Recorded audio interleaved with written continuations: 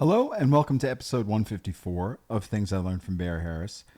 And today I thought we would discuss a couple of things that I see online all the time about Barry Harris's method. And I just wanted to clear up because there's a couple of ways that people are looking at this wrong, I think. The first thing is I always viewed Barry's methodology as two-pronged. Even though they're connected, it's kind of like one way to look at harmony and one way to look at soloing, single notes.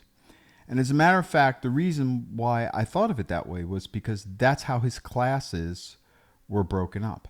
The first class was what he would call piano class, harmony, where he would discuss his idea of his 8-note scales: major 6 diminished, minor 6 diminished, dominant 7 diminished, dominant 7/5 diminished, and even sometimes the diminished scale itself, the full diminished scale.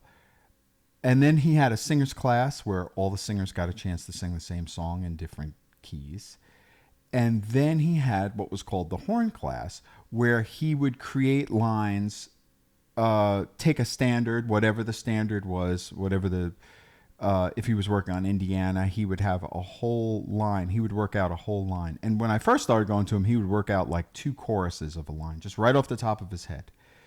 And that was the separation. So I never got the things confused. But I feel like people online get it confused because they weren't at the classes, so they just assume that everything is the same. I'll show you what I mean. So if we were in Barry's piano class, and we were talking about, let's say, A minor 7 to D7, how many different ways we can play that, right? So in Barry's world, the A minor 7 belongs to one of the scales of chords. It belongs to C major 6 diminished scale.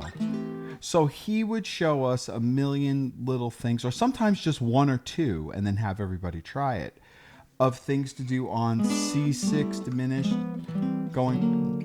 going to D7. And then he would show us, here's a C major 6 scale. Here's all the things you can do with it.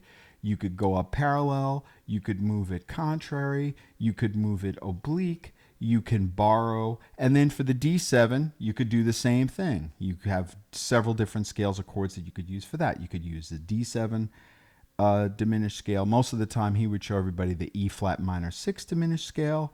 Same thing that he showed for the C major 6 diminished scale. Now that's harmonically. But now if we were in the horn class and he was talking about A minor to D7, what he would talk about is just plain D7 scale. Just D7.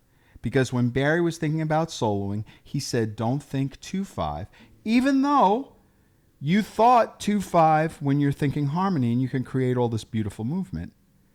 When he was thinking just soloing, he said, just think plain D7. Now that might seem like a contradiction, but it really isn't. It really isn't.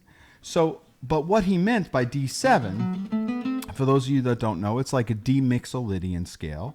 And he would have us practice different things on it. He would have us practice scale up and down, thirds, triads, chords, what he called chords, arpeggios, what he called arpeggios, half-step rules. He would have you had to know how to do a pivot. You had to know all those things on the scale. Now, the way that he used to call out what he wanted you to do on the scale was those things that he had us do in the beginning: scale up and down, thirds, triads, chords, pivots, all that stuff, half-step rules, chromatics, whatever. Those were all smaller pieces. Some of those smaller pieces are harder to get together on your instrument than others and take a lot of time. So it's kind of hard to look at them as a smaller piece because it's like, oh man, like just his half-step rules, descending half-step rules, that's going to take you a while to get together. Or his chromatic scale, it's going to take you a while to get together. But in the end, it's just a taste of each one of those when you're playing. Okay? So what it becomes is he would say, start on this note, run up the scale to here, put 2 half steps, pivot a chord. He would talk to you and break it down into those smaller pieces. So it's all connected. If in the beginning he has you practicing, let's say, thirds with a half step below, You're not going to play a whole thing on D7 with just that exercise. Of course not. But what you might do is start on the D. And then once I do that, I'm going to do something else now. I went up from D to F sharp. So now I'm going to do something else from the F sharp. I might go down a scale degree up to the second and then come down an important arpeggio. Watch. Or I might do 2 half steps. 1, 2, 3, or maybe I'll do 1 half step because I'm going to end up on the third, which is on the beat. So I'll say, and then maybe I'll pivot a chord from the last note that I started on. And then maybe I'll come down scale-wise, down the scale. Because remember, the first thing you practice on D7 is scale up and down. But that's not just scale tonic to 7. That's saying you should know how to run a D7 scale scale-wise, meaning no jumps, just this way or this way. That's it. So that means I should know how to do it 5 notes. I should know how to do it 6 notes. 6 notes starting on the end. Ah. See, watch. 1, 2, 3.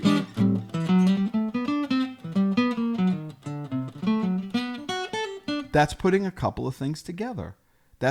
But what was brilliant about his class and why he never had to say it like that, like, oh, these are small pieces that I'm putting together, is because in the horn class, he would just say, start on this note, run up to this scale degree, put in 2 half steps, and then come down the important arpeggio. And since you were a member of the class, you knew what he was talking about. So I digested it as, I get it. It's all of these smaller pieces that you get to put together. So the brilliance of that is, since all of these are smaller pieces that you put together, we're all going to sound different. We'll never put the same things together at the same time. Never. On top of that, when Barry used to take a phrase like, said, oh, Bud Powell played this beautiful phrase, and then he would give us this phrase, you could then break it down into, instead of a 2 or 3 or 4 bar phrase, you could break it down into smaller segments of, oh, look what Bud did. He went down a half step. He came a half step below and came up a chord. He used the triplet. Or he put a half step below and then jumped up a sixth. Or whatever thing it was that we were looking at. But you can always now see it through the prism of smaller things. That's what was brilliant about his both of his classes are brilliant, but specifically his horn class, that's what was so brilliant about it. It was using basic scales that everybody knows, that everybody's learned. It wasn't using the 6 diminished or the dominant 7 diminished. It wasn't using any of those. It was just plain. I would say in Barry's class, probably when he would do the scale outlines, which is another beautiful thing that he did, he would only use primarily, I would say, well, it was really, the majority was 2 scales. He would use a dominant scale and he would use a major scale. Now, I don't mean major 6 diminished. I mean regular major scale. So, for instance, if we had a measure of A minor, a measure of D7 going to a measure or 2 of G major, his scale outline would be D7 up and down, and then G major up and down. You can't get any easier than that. But the point was, what small things do you know how to do on D7? What small things do you know how to do on G major? You see, it's that. That's what was so clear.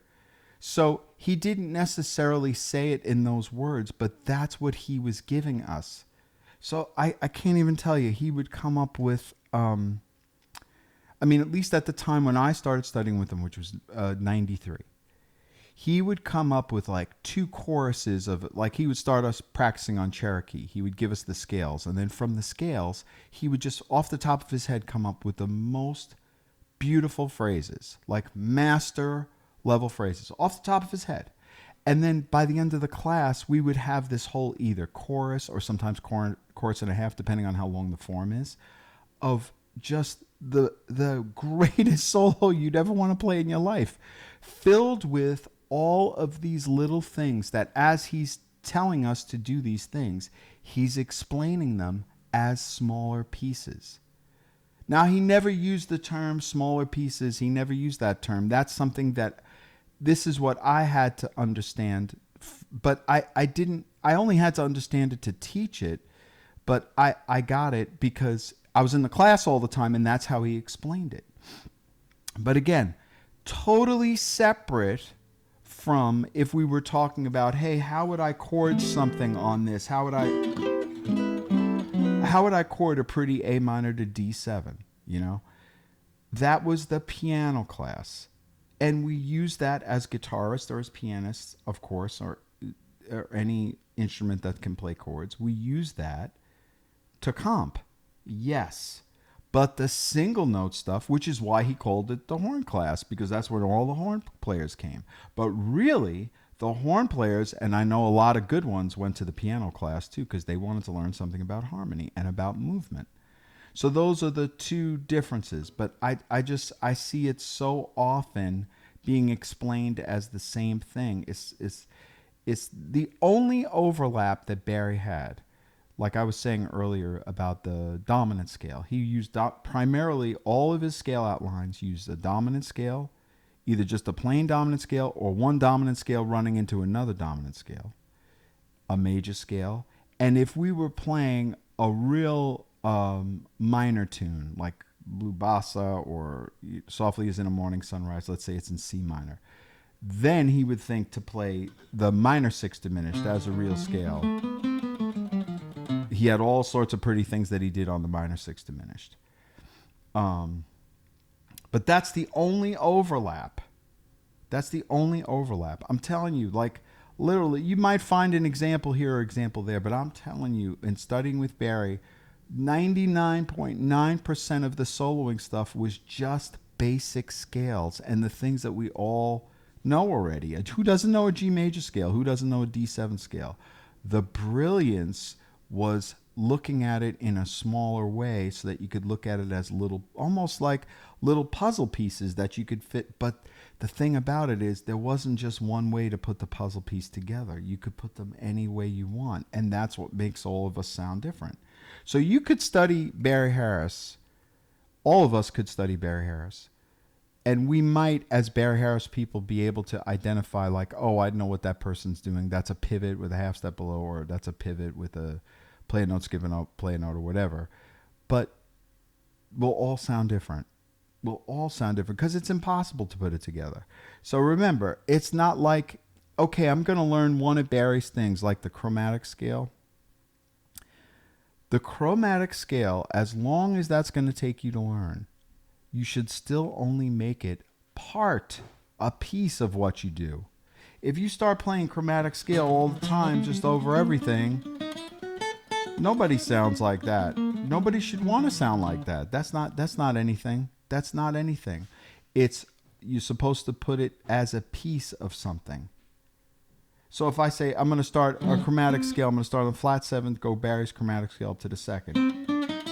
But now I don't want to just keep going. I want to maybe at the second, I want to do something. So I might come down a chord. Or maybe I'll come down an important arpeggio from the fifth.